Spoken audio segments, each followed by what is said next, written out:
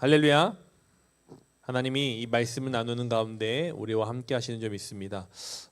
예배한다는 것은 무엇을 의미합니까? 하나님이 우리와 함께 하심을 누리는 시간입니다. 근데 하나님이 나의 삶의 주인이심을, 우리를 구원하신 분이심을 인정하고 고백하는 것이고요.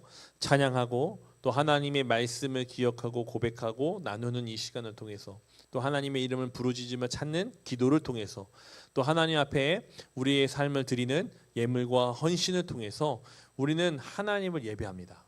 그 예배를 통해서 하나님은 우리를 만나 주시고 그 가운데 하나님의 역사를 우리 삶 속에 일하십니다. 특별히 우리 청소년 친구들 가운데 하나님께서 일하실 줄 믿습니다. 오늘은 우리가 함께 사명에 대한 이야기를 나눠보고자 합니다. 여러분은 예수님을 믿음으로 구원받았죠? 구원받은 그 사람에게는 하나님께서 새로운 일들을 행하시는데 그것을 교회에서는 사명이라고 표현합니다. 함께 이 사명에 대한 이야기를 함께 나누면서 우리 친구들의 삶의 자신의 삶을 바라보고 또 받아들이고 또 도전하는 새로운 마음과 힘이 일어나기를 소망합니다. 여러분, 길을 가다가 도움이 필요한 사람을 본 적이 있습니까? 없나요? 도움이 필요한 사람 본 적이 있나요? 어떤 할머니가 무거운 짐을 들고 가거나 어떤 누군가가 길을 잃어서 찾고 있거나 여러 가지 일들이 있죠. 여러분, 그런 일들을 보면 여러분은 어떻게 할 것 같아요?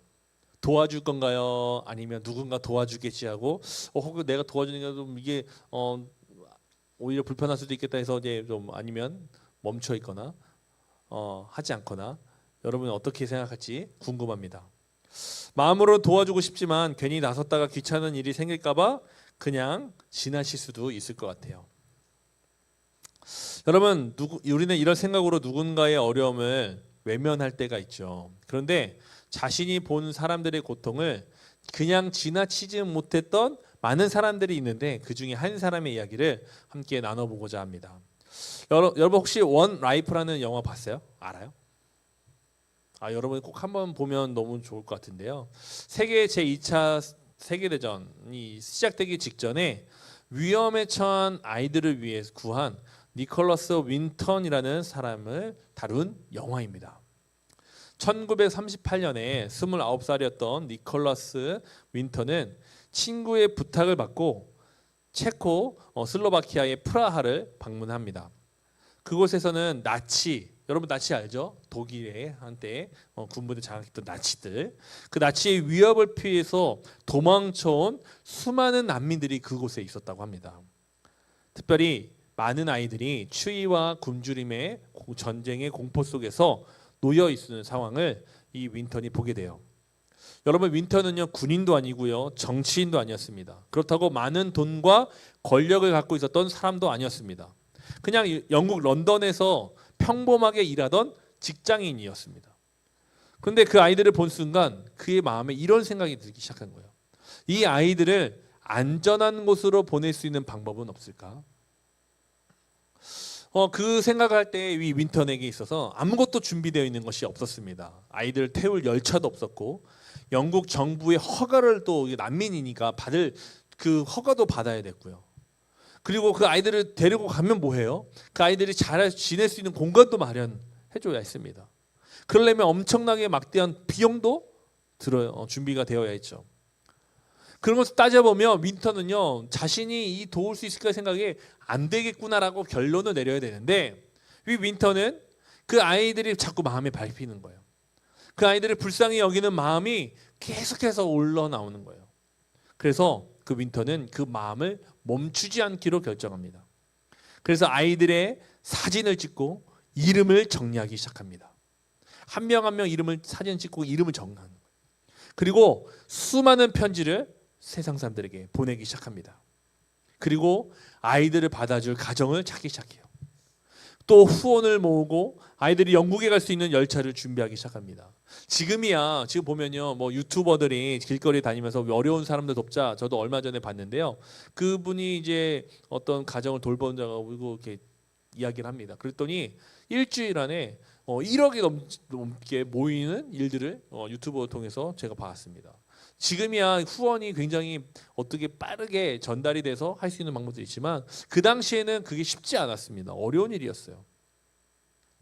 그런데 이런 윈턴의 이런 마음에 함께 하기로 한 사람들이 생겨나기 시작하고 그 여러 사람들이 모여서 노력하자 669명의 아이가 그 당시에 669명의 아이가 안전한 곳으로 피할 수 있었다고 합니다. 얼마나 놀라운 일입니까? 여러분 한 사람이요 아이를 보았습니다. 그 아이들을 외면하지 않았어요. 그리고 그 한 사람의 작은 움직임이 시작이 되어서 수백 명의 사람들을 함께 움직이게 되었고 수백 명의 생명을 살렸습니다. 여러분 사명이라는 이것은요 처음부터 거창한 계획을 세우고 거창한 일을 통해서 프로젝트를 통해서 거창한 결과를 만들어내는 것이 아닙니다. 하나님께서 내 앞에 보여주시는 한 사람을 외면하지 않는 데서 이 사명이 시작된다라는 것을 우리는 윈턴의 이야기를 통해 깨닫게 됩니다. 우리 지난주에 제자에 대한 이야기를 나눴죠. 제자는 예수님에 관한 지식만 가진 사람이 아니라 예수님의 부르심을 받고 예수님을 따라가는 사람이다라고 함께 나눴어요. 근데 예수님은 제자를 부르신 뒤에 한 자리에만 머물게 하지 않으셨습니다. 예수님은 제자들을 다시 세상으로 보내기 시작해요. 오늘 본문은 부활하신 예수님께서 제자들에게 주신 마지막 명령, 이거를 지상 명령 이렇게도 교회에서도 부르기도 하는데요. 예수님께서 제자들에게 주신 마지막 사명이 나오는 본문입니다. 사명이 무엇일까? 예수님은 우리를 어디로 보내실까? 보냄을 받은 자리에서 우리는 무엇을 해야 할까? 이것에 대해서 오늘 함께 나누기를 소망합니다. 먼저 사명은 사랑이 필요한 사람에게 가까이 가는 것을 이야기합니다.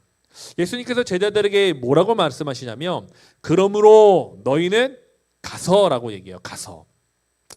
여러분 여기서 가서라는 이 말씀보다 먼저 등장하는 단어가 있는데 이 그러므로라는 단어입니다. 이 그러므로는 앞에 있는 문장들과 연결하는 단어죠. 이 예수님이 이 앞에서 무엇을 말씀하셨냐면요. 마태복음 28장 18절에 예수께서 말씀하여 이르시되 하늘과 땅의 모든 권세를 내게 주셨으니 라고 말씀해요. 예수님은 자신에게 하늘과 땅의 모든 권세가 있다고 합니다. 그리고 이어서 너희는 가라라고 말씀하죠. 여러분 제자들이 세상에 보냄을 받을 때 예수님의 그 근거를 삼은 이야기가 뭐냐면요. 제자들이 능력이 있어서 제자들이 완벽해서 제자들이 그것을 능히 감당할 수 있는 사람들이어서가 아니라는 거예요.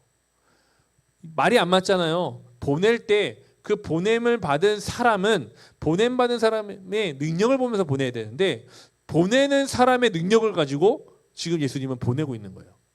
뭐가 이상하죠.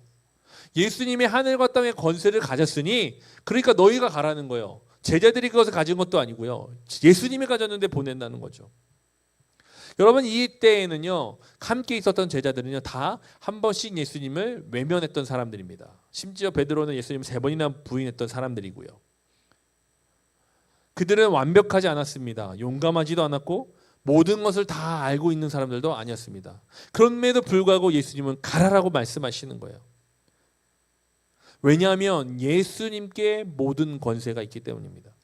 여러분 이것은요 우리에게 아주 중요한 진리를 가르쳐 주는데요. 여러분이 강해지고 여러분이 뛰어난 사람이 되고 여러분이 특별한 사람을 만들기 위해서 교회가 있는 게 아닙니다. 많은 사람들이 교회 다니면 내가 지식이 막 갑자기 달라져 슈퍼컴퓨터처럼 돼가지고 모든 것을 알고 깨닫고 막 이렇게 된다고 생각하죠.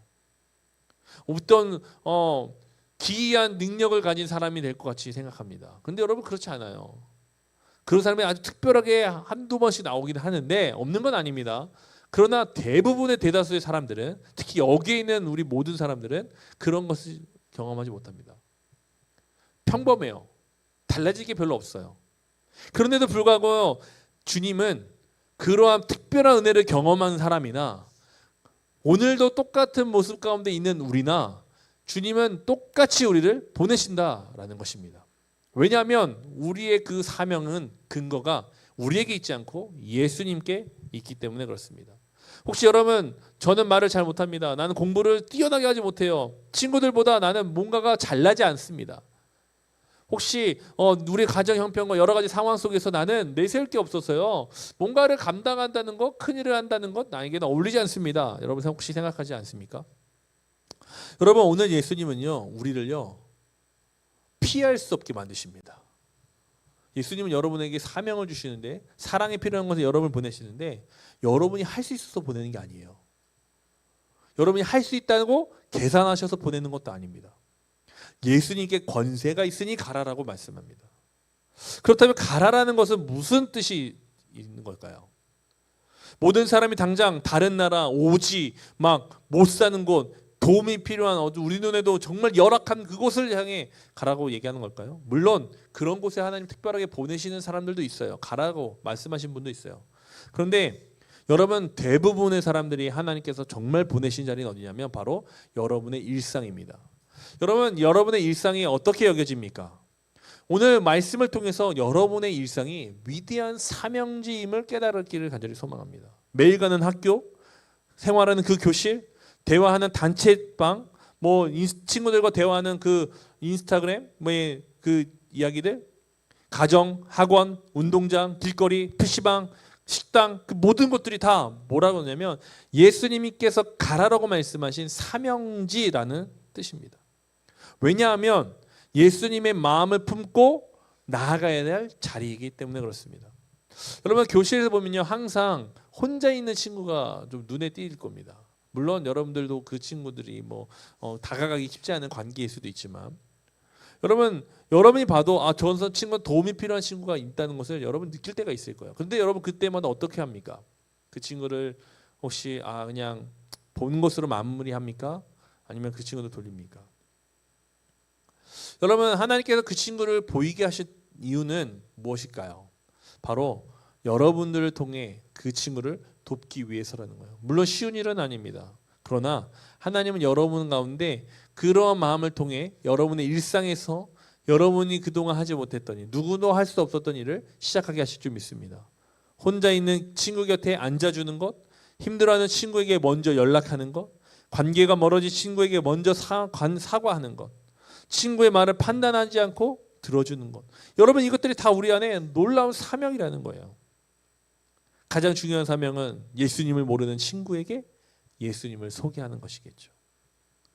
여러분 니콜라스 윈턴도요 처음부터 나는 수백 명의 아이들을 구해야 되겠다 그런 계획을 가지고 한 게 아니라 눈앞에 지금 굶주리고 두려워하고 있는 그 한 아이를 보면서 그 마음을 품고 외면하지 않았어요.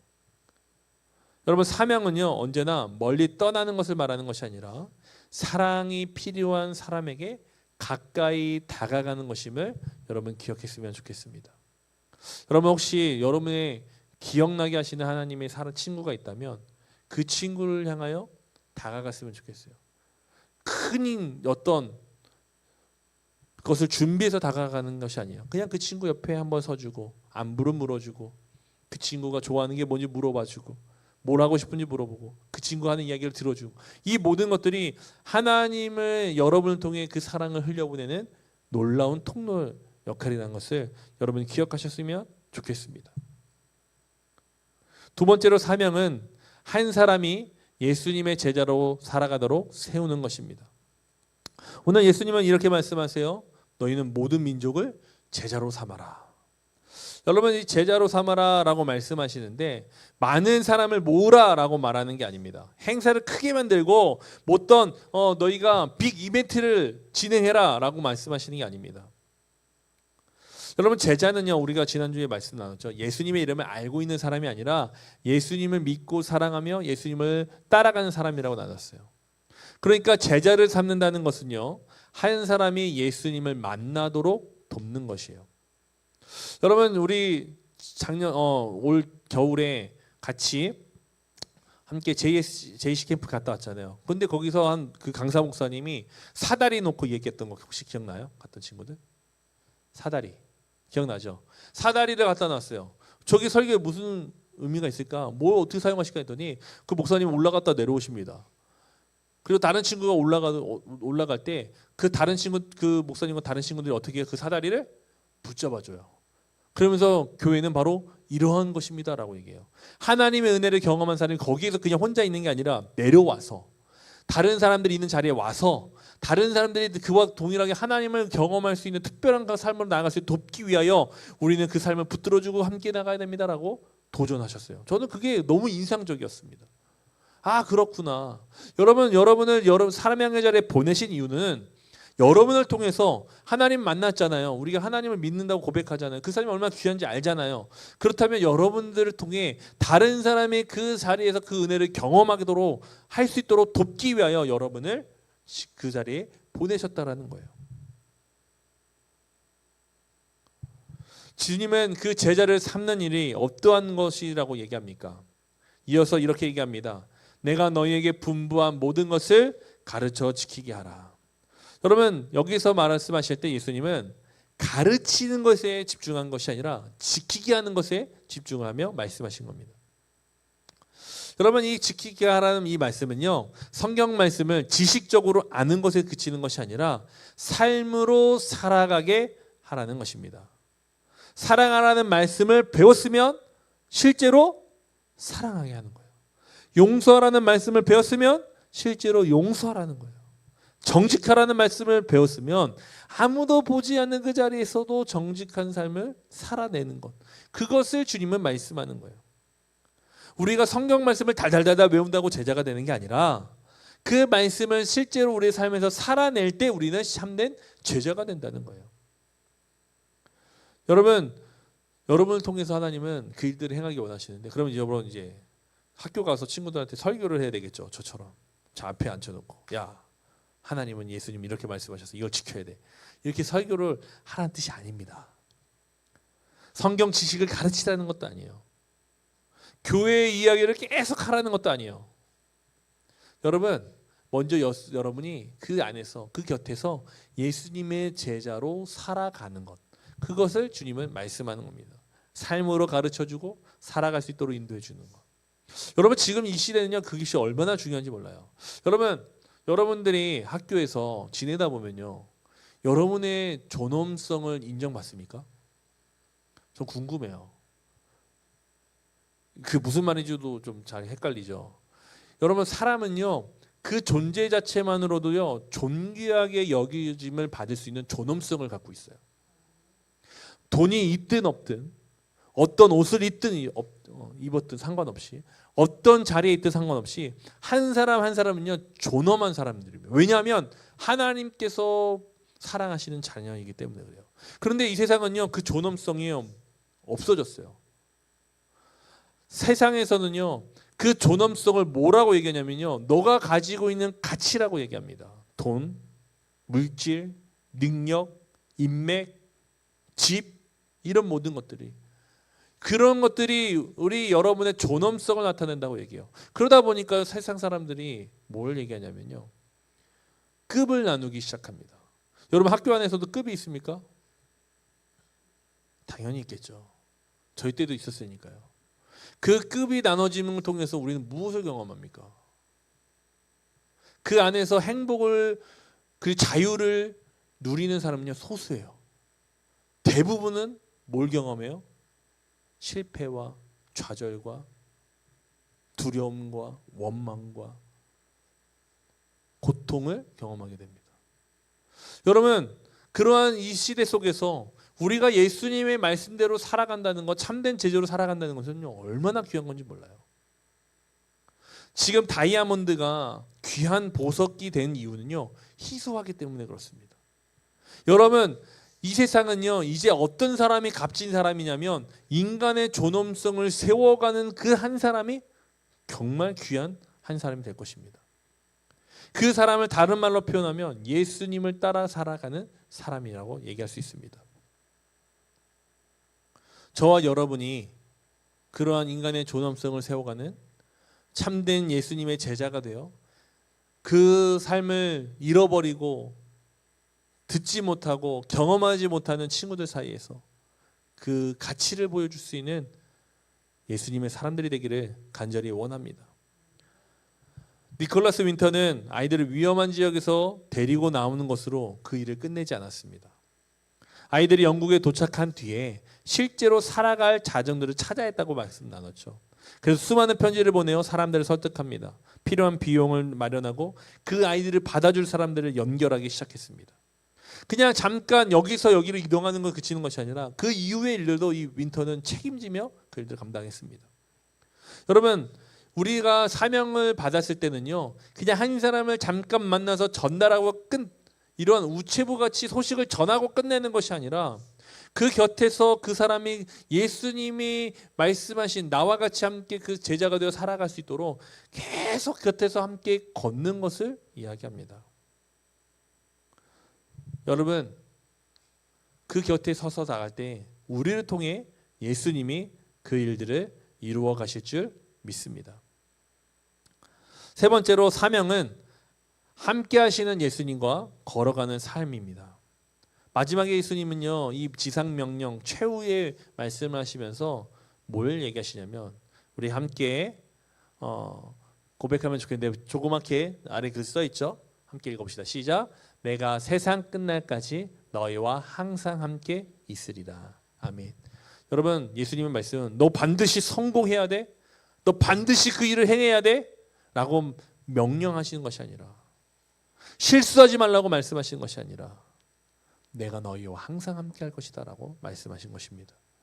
여러분, 여러분을 사명의 자리에 홀로 보내신 게 아니라 부담을 갖고 너 혼자 책임져라고 보내신 것이 아닙니다. 여러분 평가하시려고 보내신 것도 아닙니다. 예수님은 그 자리에 함께 하실 것이라고 말씀합니다. 여러분이 교실 문을 열고 들어갈 때 예수님이 그 자리에 함께 하시고요. 여러분이 예수 친구들과 함께 생활할 때 예수님이 함께 하십니다. 여러분들이 친구들과 지내면서 용기 내어 예수님의 말씀을 지키려고 할 때 예수님이 그곳에 함께 하십니다. 그래서 사명은요, 다른 말로 표현하면 함께하는 예수님을 경험하는 삶입니다. 단순히 내가 왜 아프고 힘들고 고통스러울 때 나를 위로하시고 치료하시고 도우시는 예수님뿐만 아니라 여러분이 살아가는 삶의 자리에서 아플 때만 함께 하시는 것이 아니라 여러분이 정말 살아가는 그 삶의 자리에서 모든 공간에서 함께 하시는 분이심을 오늘은 이 사명을 통해 우리는 깨닫게 되는 것입니다. 여러분이 행하는 그 일들은요, 절대로 헛되지 않습니다. 우리 눈에 보이는 열매가 없을지라도, 결과가 없을지라도, 내가 원하는 대로 그 결과가 지금 당장 이루어지지 않을지라도 주님은 여러분이 그렇게 살아낸 그 한순간을 기뻐하신다는 거예요. 오늘 내가 무너질지라도, 내일 그걸 행하지 못할지라도 오늘 한 번 더 도전해보는 그 시간을 주님은 기뻐하시고요, 그 일을 행하실 수 있도록 여러분을 인도해 주신다는 거예요. 저는 이런 생각을 하게 됩니다. 여러분, 오늘 이 시간을 지내잖아요. 내년에 여러분은 어디 있을 것 같습니까?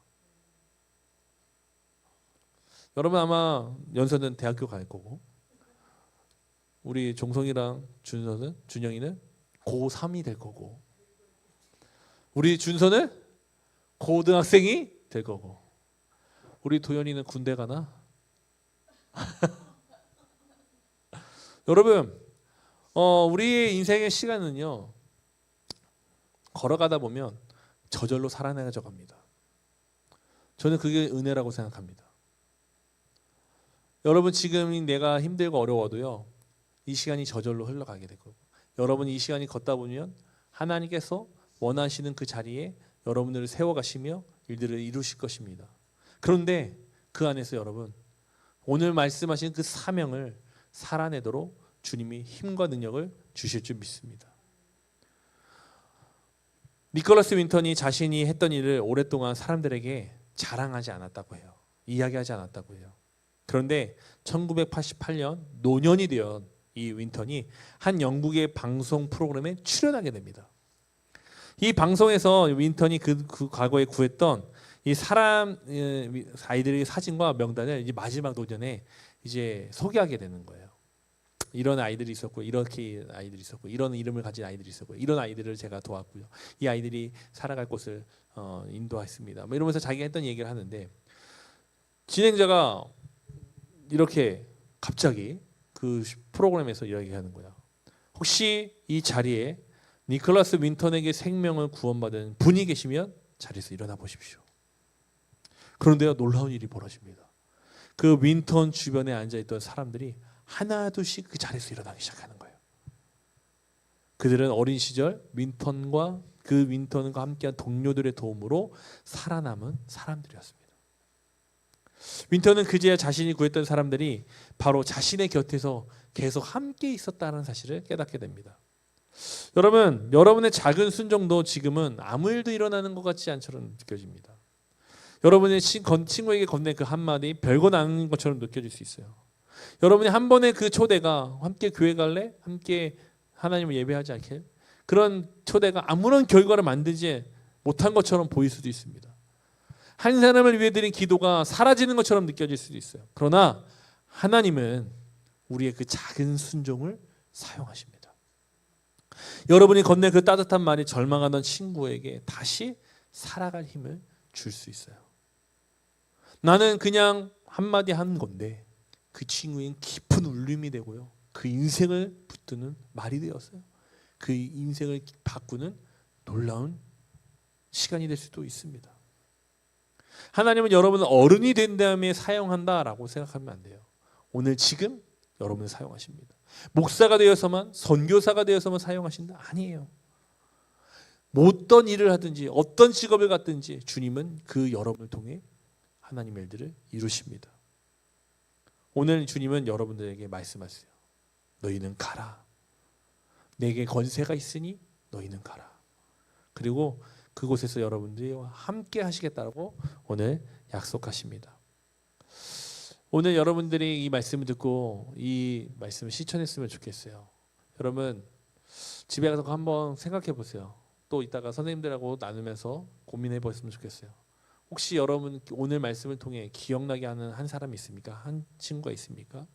그럼 그 친구를 위해서 함께 기도해 보십시오.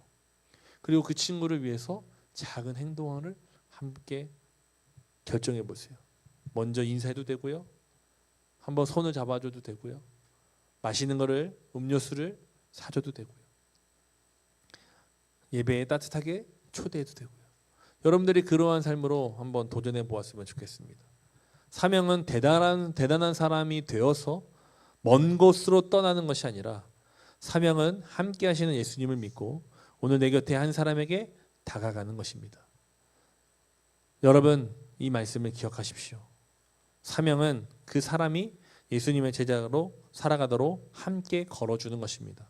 주님이 우리와 함께 하듯이 여러분이 그들과 함께 할 때 주님이 그들의 삶 속에 임하시는 역사가 일어나게 될 줄 믿습니다.